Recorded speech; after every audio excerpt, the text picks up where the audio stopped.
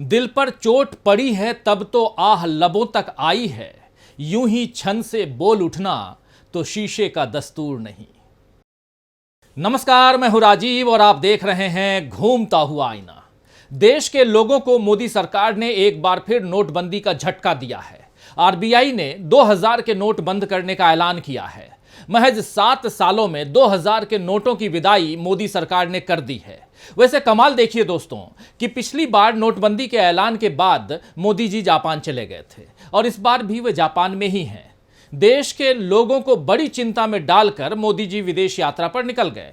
वैसे चिंताएं बीजेपी की भी कम नहीं हुई हैं।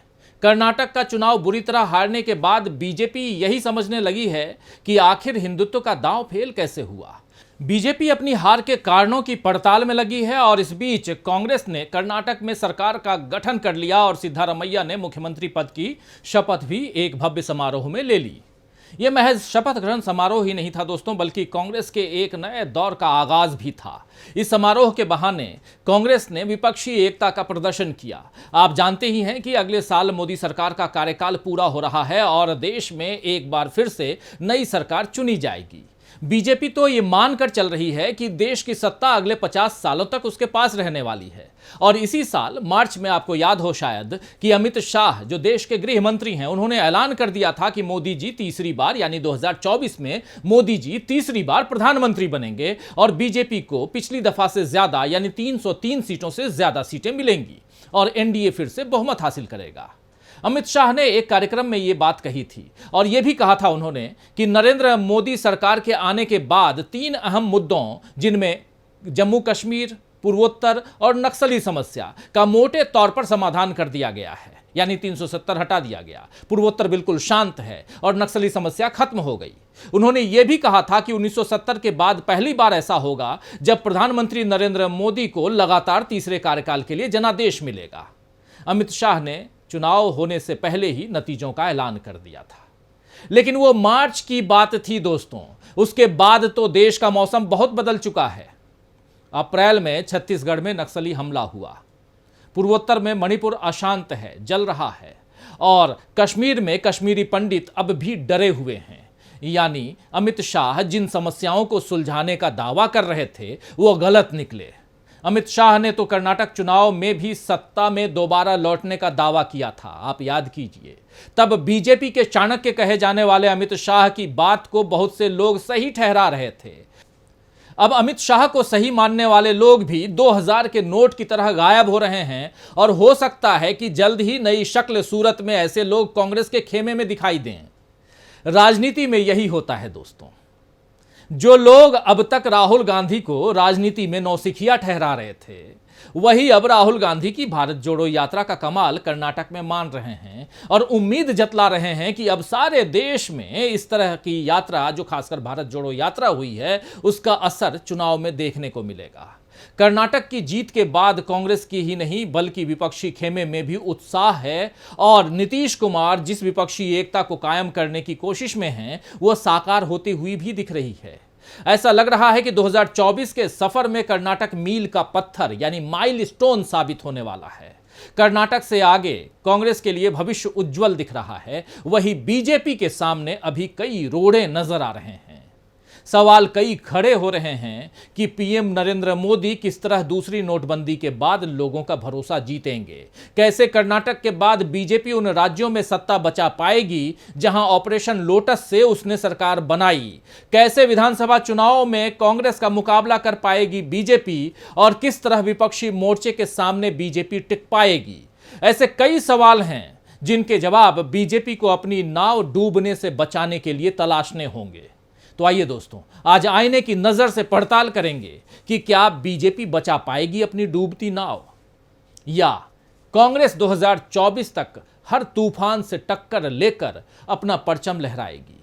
लेकिन शुरुआत करते हैं नोटबंदी के दूसरे झटके से, क्योंकि इस बार लोगों की परेशानी के साथ साथ बीजेपी की परेशानी भी बढ़ने वाली है। 2014 से पहले 10 साल देश की कमान डॉक्टर मनमोहन सिंह के हाथ में थी, जो बड़े अर्थशास्त्री हैं। डॉक्टर मनमोहन सिंह बड़ी बड़ी बात नहीं करते, लेकिन उनके काम बड़े होते हैं। आपको याद होगा कि 1991 में जब देश के सामने भयंकर आर्थिक संकट आया तो बतौर वित्त मंत्री डॉक्टर मनमोहन सिंह की सूझबूझ से अर्थव्यवस्था संभाल ली गई। इसके बाद देश में व्यापार को नई गति मिली। फिर 2008 में भयंकर वैश्विक आर्थिक मंदी आई। अमेरिका और यूरोप जैसी बड़ी अर्थव्यवस्थाएं तबाह होने की कगार पर आ गईं। लेकिन प्रधानमंत्री डॉक्टर मनमोहन सिंह के कारण भारत मंदी की मार से बच गया। उस दौर में यूपीए सरकार ने जो मनरेगा और मिड डे मील जैसी योजनाएं चलाईं, उनसे गरीब तबके के लिए राहत मिली। अभी लॉकडाउन में भी इसी मनरेगा के कारण लोगों को मदद मिली। 2016 में जब पीएम मोदी ने रात को 8 बजे अचानक आकर नोटबंदी का ऐलान किया था तो उससे देश में भारी उथल पुथल मच गई थी। लोग किस तरह बैंकों के बाहर लाइन लगाकर दिन रात खड़े रहे, वो दृश्य आम आदमी कभी नहीं भूल पाएगा। हालांकि बीजेपी नेता इसका भी मजाक उड़ाते रहे और पिट्ठू एंकर ये बताते रहे कि 2000 के नोट में जो सो कॉल्ड चिप लगी हुई है उससे क्या फायदा होने वाला है। उस वक्त करोड़ों लोग बेरोजगार हो गए, लाखों उद्योग चौपट हो गए। नोटबंदी के साल भर बाद डॉक्टर मनमोहन सिंह ने राज्यसभा में कहा था कि नोटबंदी संगठित लूट और कानूनी डाका है। जरा सुन लीजिए। And in fact, it is a case of organized loot and legalized plunder. Doctor Manmohan Singh ने यह भी बताया था कि इस फैसले से किस तरह छोटे व्यापारियों को बड़ा घाटा हुआ है, लेकिन तब मोदी सरकार ने उनकी बात नहीं सुनी थी। अब एक बार फिर आरबीआई ने 2000 के नोट बंद करने का ऐलान किया है। 30 सितंबर तक 2000 के नोट बैंकों में जमा करने होंगे। आपको बता दूं कि 31 मार्च 2023 को 3,62,000 करोड़ रुपए मूल्य के ही 2000 के नोट बाजार में थे। 2018-19 से ही आरबीआई ने 2000 के नोटों की छपाई बंद कर दी है। दरअसल आरबीआई अपनी क्लीन नोट पॉलिसी के तहत नोटों को बंद करती है या नए नोट जारी करती है और इस बार भी यही तर्क दिया जा रहा है। तो आरबीआई चाहे जो भी तर्क दे दे, लेकिन इस बार मोदी सरकार के लिए विपक्ष के प्रहार से बचना बहुत मुश्किल होगा। पहली नोटबंदी आपको याद होगी और पहली नोटबंदी के बाद मोदी जी ने देश के लोगों से 50 दिन का वक्त मांगा था कि जिस चौराहे पे आप बुलाओगे आ जाऊंगा, लेकिन 50 दिन का वक्त दे दीजिए आप। अब 50 दिन नहीं बल्कि 7 साल बीत गए हैं। लोग अपने जख्मों को भरने में ही लगे हैं और एक बार फिर नोटबंदी से लोगों का धैर्य जवाब दे रहा है। विपक्ष ने तो इस बार मोदी सरकार को बुरी तरह घेर लिया है। कांग्रेस अध्यक्ष मल्लिकार्जुन खड़गे ने मोदी सरकार के नोटबंदी के फैसले पर जांच की मांग की है। उन्होंने ट्वीट किया है, आपने पहली नोटबंदी से अर्थव्यवस्था को एक गहरा जख्म दिया था, जिससे पूरा असंगठित क्षेत्र तबाह हो गया, एमएसएमई ठप हो गए और करोड़ों रोजगार गए। अब 2000 के नोट वाली दूसरी नोटबंदी, क्या ये गलत निर्णय के ऊपर पर्देदारी है? एक निष्पक्ष जांच से ही कारनामों की सच्चाई सामने आएगी। पूर्व वित्त मंत्री पी चिदंबरम ने तो ये भी कह दिया कि अब 1000 के नोट वापस आ सकते हैं। उन्होंने लिखा, हमने नवंबर 2016 में जब पीएम मोदी ने नोटबंदी का ऐलान किया था भी कहा था और अब भी सही साबित हुए हैं कि 2000 रुपए का नोट तो सिर्फ एक ऐसा बैंडेड था जिसे 500 रुपए और 1000 रुपए के नोट को बंद कर नोटबंदी जैसा मूर्खतापूर्ण फैसले पर पर्दा डालने के लिए लाया गया था। ध्यान दिला दें कि नोटबंदी के कुछ समय बाद ही 500 रुपए का नोट फिर से चलन में आ गया था और मुझे बिल्कुल हैरानी नहीं होगी कि जल्द ही 1000 रुपए का नोट भी चलन में फिर से वापस आ जाए। इस तरह नोटबंदी ने अपना चक्र पूरा कर लिया है। इधर पश्चिम बंगाल की सीएम ममता बनर्जी ने इसे धोखा बताया है। उन्होंने ट्वीट किया, ये 2000 रुपए का धमाका नहीं, 1 बिलियन भारतीयों के साथ किया गया $1 बिलियन का धोखा है। भाइयों बहनों जाग जाइए। नोटबंदी से जो तकलीफ पहुंची थी उसे भुलाया नहीं जा सकता। जिन लोगों ने ये तकलीफ दी है उन्हें माफ नहीं किया जाना चाहिए। इधर दिल्ली में आम आदमी पार्टी के नेता और दिल्ली के ही मुख्यमंत्री अरविंद केजरीवाल ने भी ट्वीट कर कहा है कि पहले बोले 2000 का नोट लाने से भ्रष्टाचार बंद होगा, अब बोल रहे हैं 2000 का नोट बंद करने से भ्रष्टाचार खत्म होगा। इसलिए हम कहते हैं पीएम पढ़ा लिखा होना चाहिए। कर्नाटक के सीएम सिद्धारमैया ने कहा है कि अगर 2000 के नोट पर अब पाबंदी लगाई जा रही है तो इसे 2016 में लाया ही क्यों गया था। प्रधानमंत्री नोटबंदी का गलत इस्तेमाल अपने राजनीतिक फायदे के लिए कर रहे हैं। आपको याद होगा कि 8 नवंबर 2016 को जब मोदी सरकार ने पहली बार नोटबंदी की थी तो 500 और 1000 के नोट बंद कर दिए थे। फिर 500 के नए नोट छपे और 1000 की जगह 2000 के नोट लाए गए। अब लोग सवाल कर रहे हैं कि मोदी जी कांग्रेस के 70 सालों का हिसाब मांगते हैं और खुद 7 साल भी अपने लाए हुए नोट को चला नहीं पाए। पहली नोटबंदी, फिर जीएसटी और लॉकडाउन के बाद क्या अब नोटबंदी का ये दूसरा फैसला भी क्या मोदी सरकार पर भारी पड़ेगा, ये देखना होगा। वैसे भी कांग्रेस अब जिस मजबूत रणनीति से आगे बढ़ रही है उससे बीजेपी चक्रव्यूह में फंसती दिख रही है। कर्नाटक में शपथ ग्रहण समारोह में कांग्रेस ने दिखा दिया कि अब वो अकेली नहीं है, उसके साथ जनता भी है और दूसरे विपक्षी दल भी हैं। कांग्रेस ने यह भी बता दिया है कि बीजेपी वादे करती है तो वो बाद में जुमले साबित होते हैं, लेकिन कांग्रेस अगर वादे करती है तो उसको वो पूरा करती है। कर्नाटक में नई सरकार की पहली कैबिनेट बैठक में ही उन 5 गारंटियों को मंजूरी दे दी गई जिनका वादा कांग्रेस ने किया था।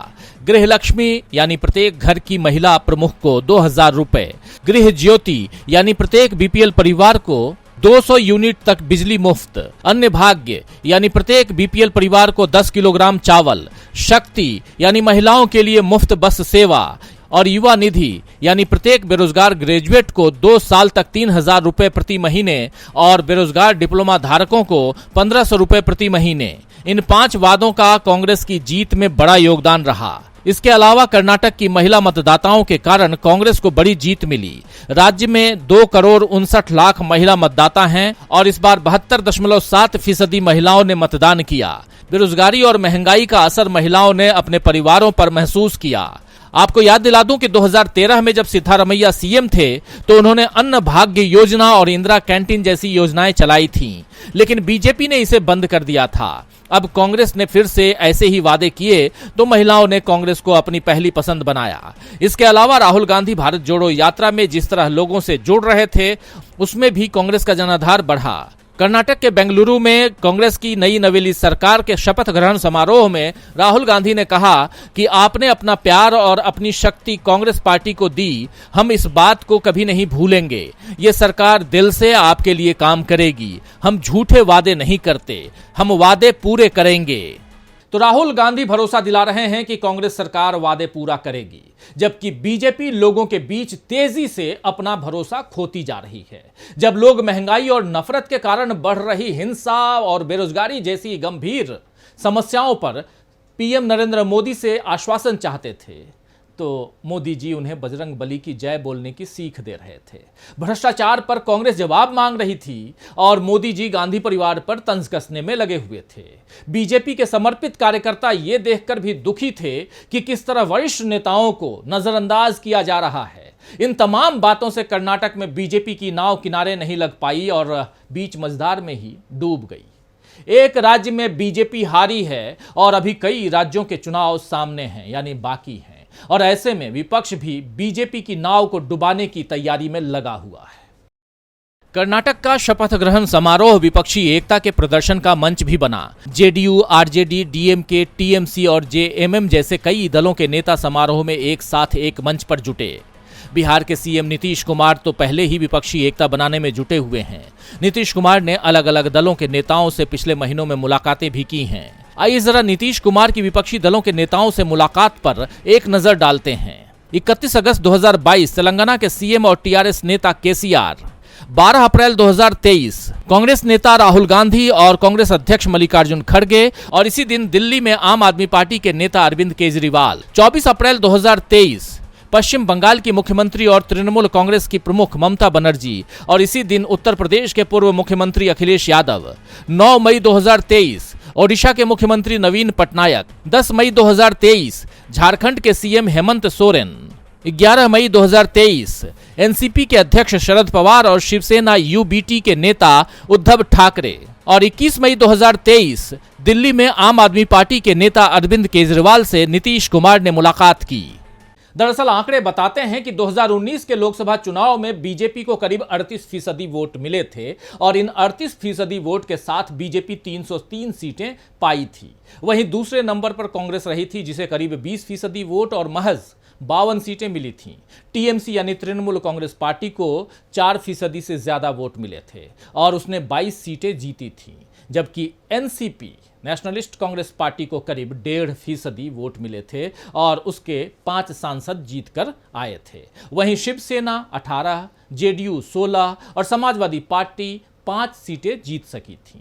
अब अगर कांग्रेस का जनाधार बढ़ता है, उसकी सीटें बढ़ती हैं और विपक्ष के दल उसके साथ आते हैं, तो फिर यूपीए 3 के सामने बीजेपी के लिए टिक पाना नामुमकिन साबित हो जाएगा।